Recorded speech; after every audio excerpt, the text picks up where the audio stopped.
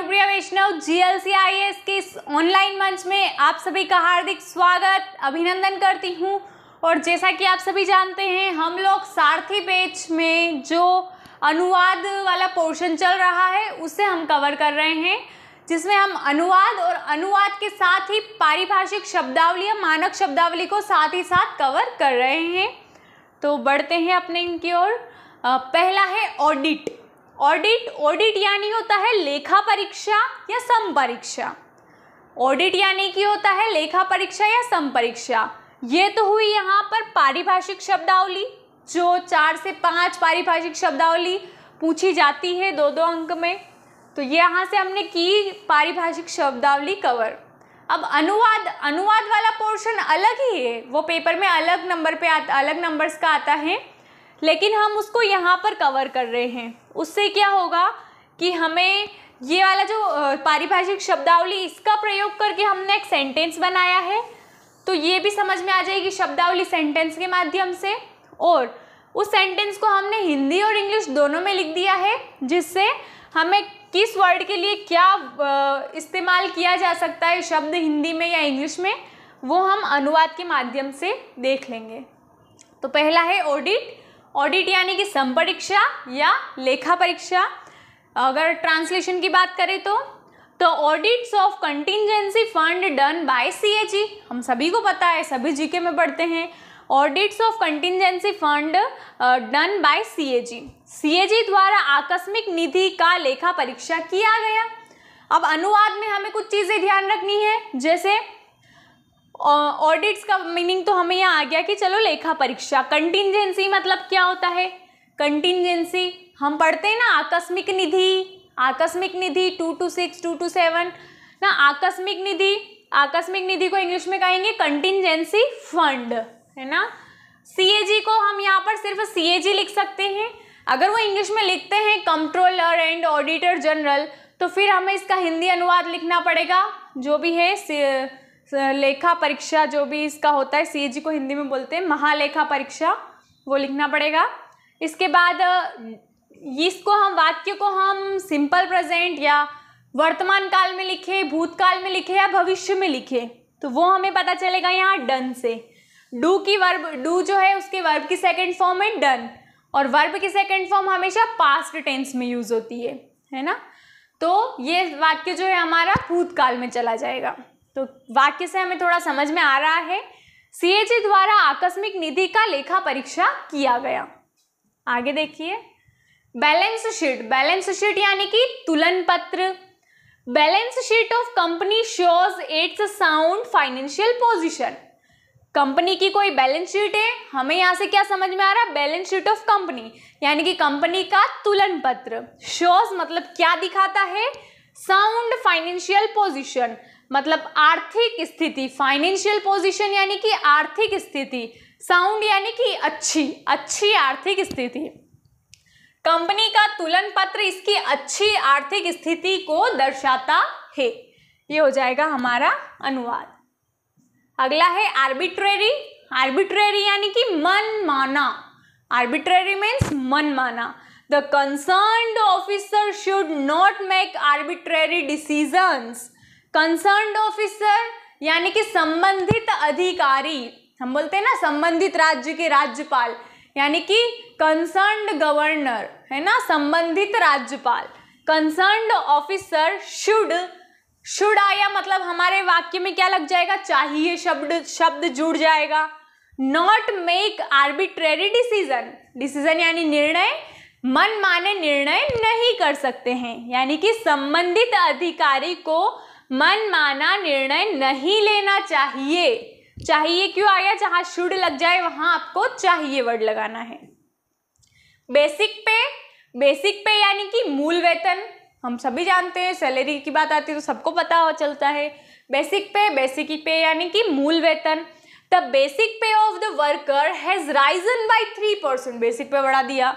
The basic पे of the worker, जो भी वर्कर यानी कि कर्मचारी, है ना, एम्प्लॉय यानी भी कर्मचारी, और वर्कर यानी भी हम कर्मचारी लिख सकते हैं। कर्मचारी की मूल वेतन में 3% की वृद्धि हुई है। राइजन यानी कि वृद्धि, राइजन यानी वृद्धि, कर्मचारी के मूल वेतन में 3% की वृद्धि हुई है। अपेंडिक्स, अपेंडिक्स यानी कि परिशिष्ट, ये पूछा भी गया है पुराने पेपर्स में। अपेंडिक्स यानी कि परिशिष्ट। Full details are given in appendix 3। Full detail यानी कि पूर्ण विवरण, डिटेल यानी कि विवरण, पूर्ण विवरण परिशिष्ट 3 में दिया गया है।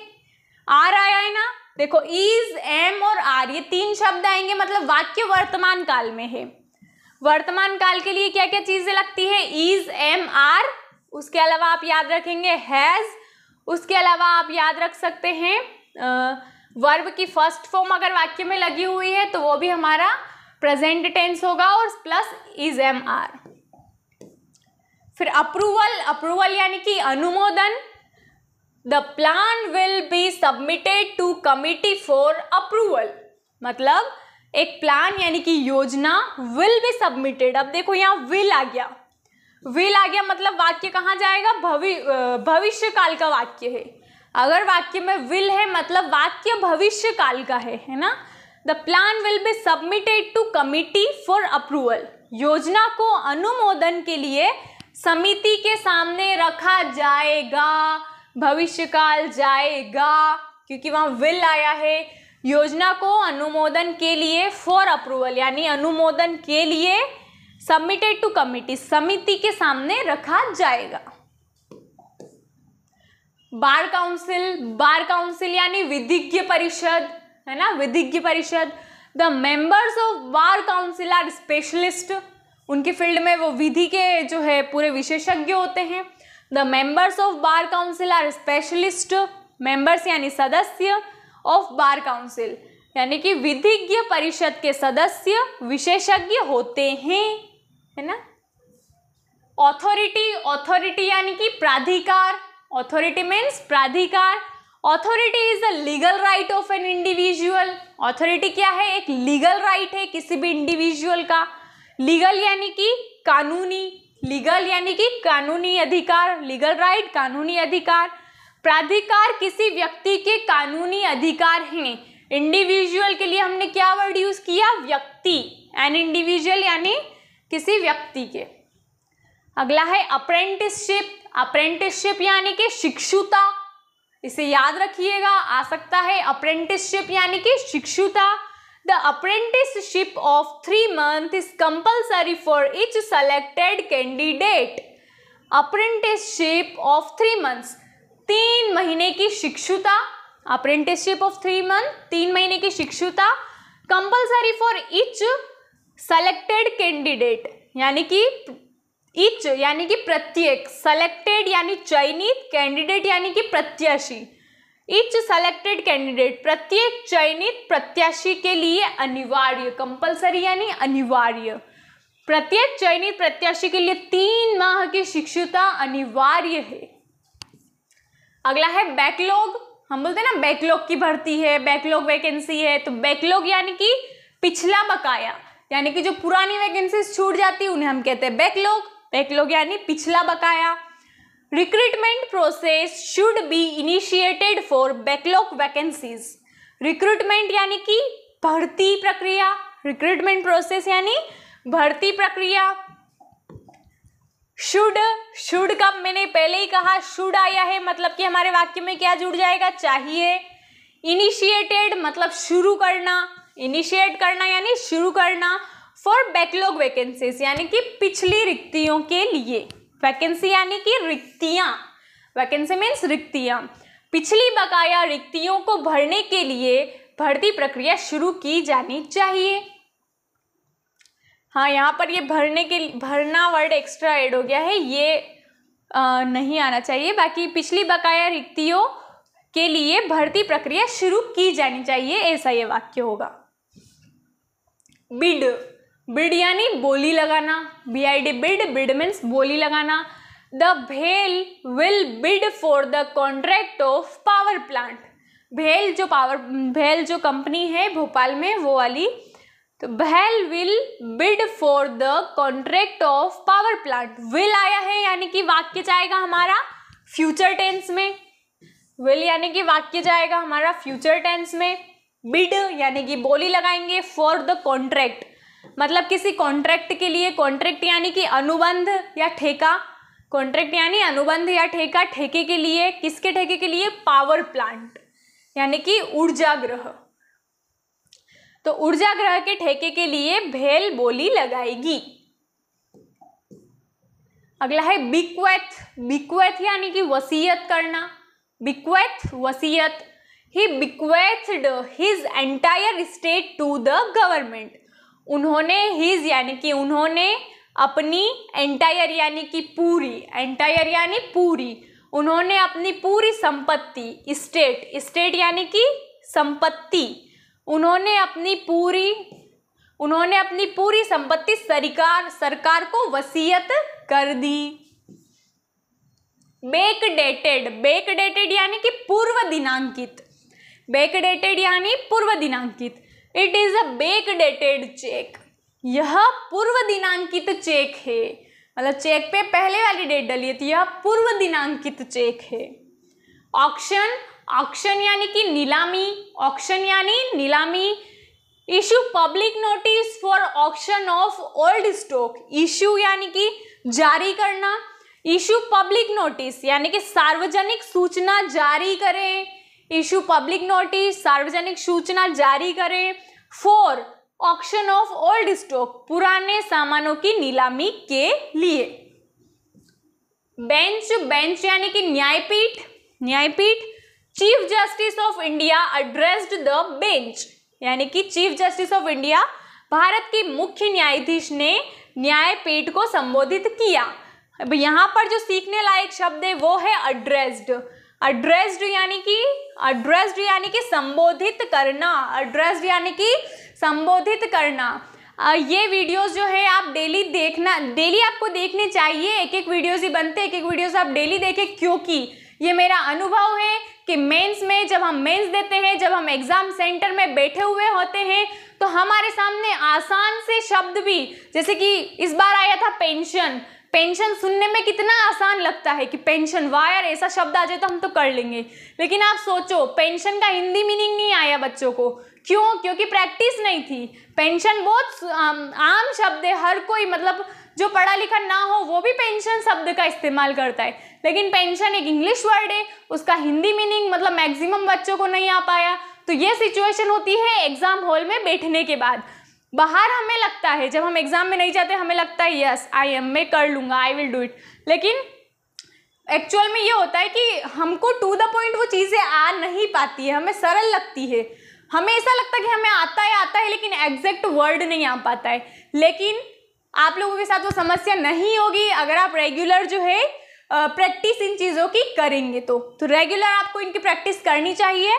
और ये जो सेंटेंस मेकिंग है, ये जो अनुवाद है, इनसे आपको ट्रांसलेशन में तो हेल्प मिलेगी ही, पर कुछ इनडायरेक्ट शब्दावलियां भी आपकी यहाँ पर कंप्लीट होगी और आपकी एक वोकेबलरी बन जाएगी। जब आपके पास एक शब्दकोश, अच्छा शब्दकोश, अच्छी वोकेबलरी होती है, तो कहीं ना कहीं वो आपको अनुवाद में बहुत ज़्यादा हेल्प करती है। और अच्छी वोकेबलरी, अच्छा शब्दकोश तो हर पेपर में आपको हेल्प करेगा, है ना। अच्छे शब्दों का प्रयोग तो हर पेपर में करना चाहिए। तो मानक शब्दावली, मतलब जैसे कि संविधान है तो संविधान की मानक शब्दावलियां हैं। हर सब्जेक्ट की अपनी अपनी मानक शब्दावली होती है। तो ये तो आपको हर पेपर में कहीं ना कहीं बेनिफिट करने वाला है ना। तो शब्दकोश यहाँ से आपका एक अच्छा बन जाएगा। आगे देखिए, बैंकरप्ट। बैंकरप्ट यानी कि दिवालिया। The company was declared bankrupt. Company को दिवालिया घोषित कर दिया गया। डिक्लेयर्ड यानी कि घोषित, बैंकरप्ट यानी कि दिवालिया, कंपनी को दिवालिया घोषित कर दिया गया। असेंबली। असेंबली यानी कि सभा। The UNO general assembly passed a resolution. UNO ने महासभा में संकल्प पारित किया। अब यहाँ पर नया शब्द सीखने के लिए हमारे पास है रिजोल्यूशन। रिजोल्यूशन यानी कि संकल्प। यूएनओ ने महासभा में संकल्प पारित किया। अब देखिए, जो इंग्लिश मीडियम वाले स्टूडेंट्स हैं, उन्होंने रिजोल्यूशन वर्ड काफ़ी बार पढ़ा होगा, ऑब्वियसली पढ़ा होगा। जैसे कि जब हम वो चीज़ें इम्पीचमेंट प्रोसेस पढ़ते हैं तो वहाँ भी हम रिजोल्यूशन वर्ड देखते हैं कि पहले रिजोल्यूशन यहाँ पास होगा, फिर यहाँ, तो रिजोल्यूशन वर्ड। लेकिन रिजोल्यूशन का हिंदी मीनिंग आता है? नहीं, मतलब मैक्सिमम को नहीं आता होगा, लेकिन इसका हिंदी मीनिंग हमें पता होगा तो हम जो अनुवाद है अच्छे से कर पाएंगे। तो रिजोल्यूशन यानी कि क्या होता है, संकल्प। और जो हिंदी मीडियम वाले हैं उन्हें संकल्प पता होगा लेकिन उन्हें रिजोल्यूशन नहीं पता होगा, तो यहाँ से उन्हें रिजोल्यूशन मीनिंग पता चलेगा। तो दोनों कहीं ना कहीं इक्वली इंपॉर्टेंट है, दोनों हमें पता होने चाहिए।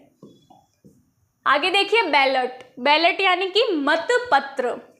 The EVM counts ballets automatically. EVM स्वचालित रूप से मत पत्रों की गिनती करती है। अब यहाँ पर हमें क्या ध्यान रखना है, ऑटोमेटिकली यानी कि स्वचालित।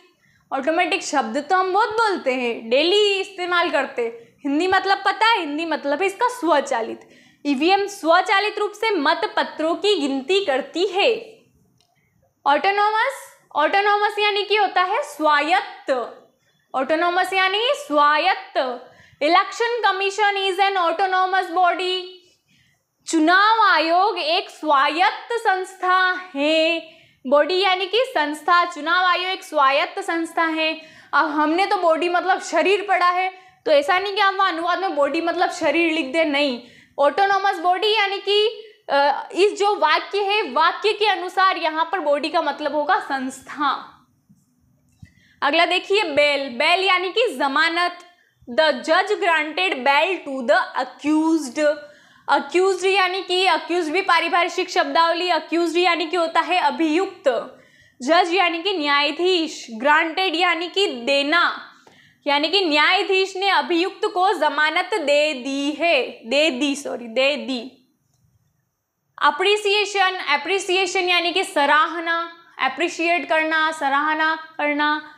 A letter of appreciation should be issued to dedicated employee. Letter of appreciation यानी कि प्रशंसा पत्र। Letter of appreciation यानी कि प्रशंसा पत्र। प्रशंसा पत्र। समर्पित कर्मचारी को प्रशंसा पत्र जारी किया जाना चाहिए। इशू यानी जारी करना, डेडिकेटेड यानी कि समर्पित। असेट्स। असेट्स यानी कि परिसंपत्ति। The river is a real asset. नदी एक वास्तविक संपत्ति है। अप्लाई। अप्लाई यानी कि आवेदन करना, हम बोलते हैं ना मैंने वहां अप्लाई किया, उस कंपनी में अप्लाई किया। अप्लाई यानी आवेदन करना। An employ has applied for transfer. कर्मचारी ने स्थानांतरण के लिए आवेदन दिया है। ट्रांसफर यानी कि स्थानांतरण और एम्प्लॉय यानी कि कर्मचारी। अपॉइंटमेंट। भली भांति वाकिफ है इस शब्द से। अपॉइंटमेंट यानी कि नियुक्ति। This appointment will be made by education ministry, यानी कि यह नियुक्ति गृह मंत्रालय नहीं, शिक्षा मंत्रालय, यह नियुक्ति शिक्षा मंत्रालय करेगा। एपोलॉजी, हम बोलते हैं ना आई एपोलोजाइज। एपोलॉजी यानी कि क्षमा याचना, मतलब माफी मांगना। एपोलॉजी यानी कि माफी मांगना या क्षमा याचना। आई एपोलोजाइज फॉर बीइंग लेट। मैं देर से आने के लिए क्षमा मांगता हूँ, है ना। I apologise for being late. Late यानी कि देर से आने के लिए क्षमा मांगता हूँ। बायास। बायास यानी कि पक्षपाती सोच या पूर्वाग्रह, पक्षपात करना दो चीजों के बीच में, वो होता है bias. Some people still have bias against woman, है ना। सम पीपल यानी कि कुछ लोग, स्टिल यानी कि आज भी, अभी तक। स्टिल का मतलब होता है अभी तक या आज भी महिलाओं के प्रति पूर्वाग्रह रखते हैं, है ना। अगली चीज है अप्रेजल। अप्रेजल यानी कि मूल्यांकन। Appraisal of the project should be assigned to technical expert. Appraisal of project. Project यानी कि यहाँ हो जाएगा परियोजना, है ना, यानी कि परियोजना के मूल्यांकन का कार्य किसी तकनीकी विशेषज्ञ को सौंपा जाना चाहिए। शुड आया है, हमने यहाँ चाहिए वर्ड लगा दिया। टेक्निकल एक्सपर्ट यानी कि तकनीकी विशेषज्ञ। प्रोजेक्ट यानी कि परियोजना। अप्रेजल यानी कि मूल्यांकन। ठीक है, तो ये थी आज की मानक शब्दावली और अनुवाद। और इसी तरह से आप अच्छे अनुवाद की प्रैक्टिस करना चाहते हैं रेगुलर, देखो प्रैक्टिस मेक्स मैन परफेक्ट और right practice makes man right, मतलब परफेक्ट इन राइट डायरेक्शन, है ना। तो हमको यहाँ पर राइट प्रैक्टिस की ज़रूरत है, तो प्रैक्टिस करिए, राइट डायरेक्शन में प्रैक्टिस करिए। और आप जानती है प्रैक्टिस परफेक्ट बना देती है, तो आप ऐसा ना सोचें कि हमको अनुवाद नहीं आता है, क्योंकि अक्सर बच्चे जो है ये अनुवाद को लेकर डरे हुए होते हैं कि नंबर भी काफ़ी ज़्यादा होते हैं इसके। जो इंग्लिश वाला ट्रांसलेशन होता है तो 1 लाइन 4 नंबर की, है ना। तो घबराने की ज़रूरत नहीं है, आप डेली अगर इन चीज़ों को देखते रहेंगे, सुनते रहेंगे, देखते रहेंगे, सुनते रहेंगे, उसमें भी आपका काफ़ी अच्छा खासा इम्प्रूवमेंट हो जाएगा। धन्यवाद।